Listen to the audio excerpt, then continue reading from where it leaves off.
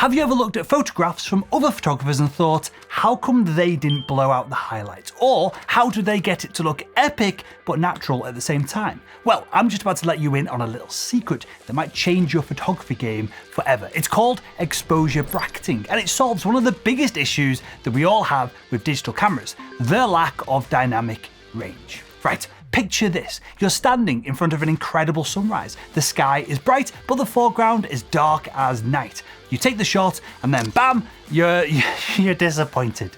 Because with a single image, either the sky is going to be a blown out mess of white, or the foreground is just going to be a big black blob. If that sounds familiar, well yeah, I've been there as well. And that's where exposure bracketing comes in to save the day. Exposure bracketing is where we take multiple shots of the same scene at different exposures. Think of it like the fairy tale of Goldilocks and the Three Bears, but with photos. One's going to be too bright, one's going to be too dark, and one of the images that we're going to take is going to be right there in the middle, kind of perfect. Or at least that's the idea. We then want to combine these three shots to make a photograph that captures the entire scene that we managed to see with our eyes. Now, I know what you're probably thinking, but why can't I just get the photo in one shot without all this faffing around? Well, my friend, that is where we run into a little thing called dynamic range. The dynamic range is the difference between the brightest and the darkest parts of the scene in front of us. Now, our eyes are unbelievably good at handling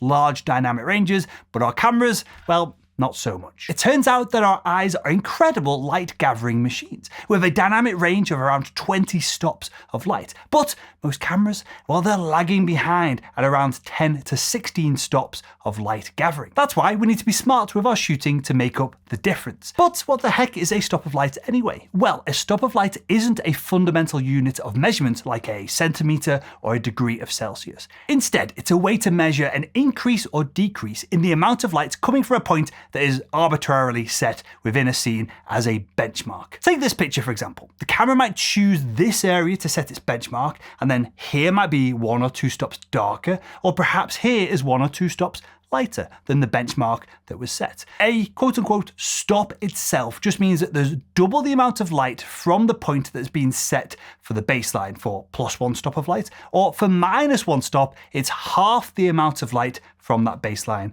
point. So if a scene has 20 stops of light, but your camera sensor can only register 16 stops of light, things start to get a little bit tricky, and we need to take multiple images to capture the entire dynamic range of the scene in front of us. Now, if we don't exposure bracket our images, one of two things is going to happen. If we expose the highlights so they're not big blown out blobs of white, then our shadows are going to be almost pure black. And then when we try and recover the shadows by increasing their exposure in post editing, we're going to find lots of noise in the darker parts of the image. Conversely, if we expose the shot so that the darks are properly exposed, then the lights are going to become pure white, and we're never going to be able to recover any data from them again when we're post-producing our images. You can check the histogram on the back of your camera to see if a scene that you're photographing has too much dynamic range for your camera sensor. And once you learn how a histogram works, they're pretty easy to understand. When you're looking at a histogram, on the left-hand side of the chart, that shows shadows. Then the right side shows highlights.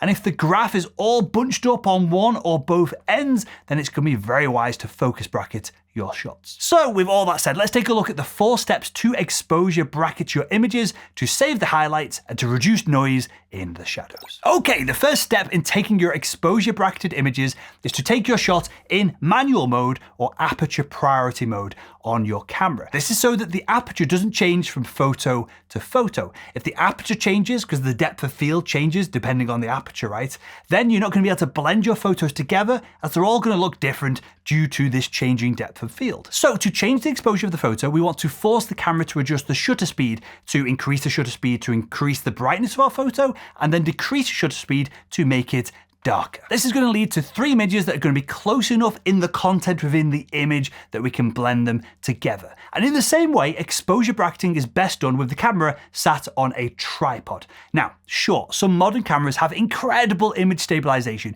and you can pull off handheld exposure bracketing in certain situations, but most of the time, the trusty tripod is going to be the move. And finally, most cameras have an inbuilt automated exposure bracketing setting. But if not, no worries. We're going to take one picture with the camera correctly exposed and then at least one shot either side with at least 2 stops of change within the metering. So 1 shot correctly exposed, 1 shot 2 stops too bright, and 1 shot 2 stops too dark. That was a bit of a tongue twister. And you might need more than 2 shots either side in really dramatic lighting conditions, but most of the time, those 3 images are going to be exactly what we need for a sunset, a sunrise, or something like that. So go out there, take your shots, and then we're ready to start combining them. Now, we're going to use Lightroom in this example to blend our exposure bracketed images, but most editing software is going to give you a somewhat familiar feature here. And to do this in Lightroom, we're going to hold Shift, we're going to select the first image, then whilst holding Shift, select the last image in our exposure bracket. Then with the images selected, we're going to right click on one of them, select Photo Merge, then HDR, click Auto Align to align the images in case there are any subtle tiny movements between each of the shots, click Merge, and there you go, an exposure bracketed shot. Pretty awesome, right? Pretty simple. Now, I do things in a slightly more convoluted, complicated way, but I think the results are better. So let me explain how Luminosity mask exposure bracketing works. Now, I rarely use the inbuilt automated exposure bracketing in Lightroom, as I find that it does get things wrong on occasion. So what I do is called Luminosity mask exposure blending. A bit of a mouthful, right? And the process is slightly more complex, but I find that it gives me much more flexibility with my photo editing. So I'll give you a quick run through of what I do right now, but if you'd like a full in-depth video that covers my Luminosity masking process, then leave a comment below. So first up, I select the images in Lightroom that I want to work with. These images were taken at -2 stops, 0 stops, and +2 stops of exposure. I then adjust the exposure of the -2 stops image to bring it to 0. I reduce the exposure of the +2 stops image to 0 as well. This now means that I've got 3 images that are not too far away from each other in exposure, but between them, they have all of the data that I need to create a single super photo. Next, I select the images, I hold Shift, and I click to open the images in Photoshop as objects. Now, there are other tools to do this, but I use a tool called Luminosity within Photoshop. I use it to quickly layer my images and then add automatic black masks. If you're unfamiliar with masks,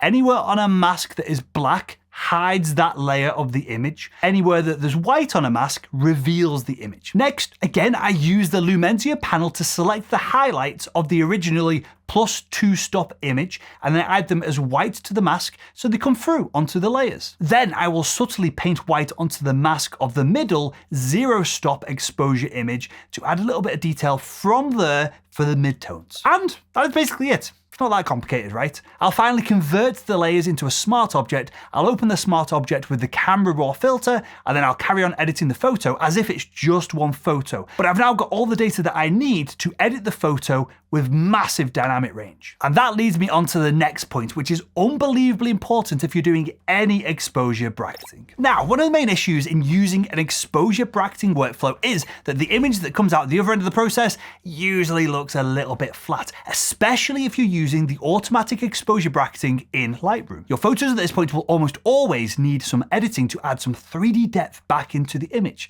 Remember, you're taking a 2-dimensional image of a 3-dimensional scene. And so to make it look real, we've got to work hard to add as much depth back into the image as possible. The main way to add depth is to increase the range between the lights and the darks, and good news. Now that you've exposure bracketed your image, you've got all the data in the lights and the darks to do just that. Increase the contrast, burn the highlights, dodge the darks, and bam, you've now got a photo with tons of detail that has a real 3-dimensional pop. And that hopefully leaves us with a final image that is photography competition worthy. And talking about photography competitions, how would you like to win a grand prize of $10,000? Well, that's exactly what I'm offering with the Photography Explained Awards, and it's dead simple. $10,000 cash prize, winner takes all, transparent judging, and it's limited to just 1,000 photographers to increase your chances of taking home that grand prize. So click the link below or head over to photographyexplained.com/awards to get started today. And if you'd like to continue improving your photography skills, why not click the video that's on the screen right now?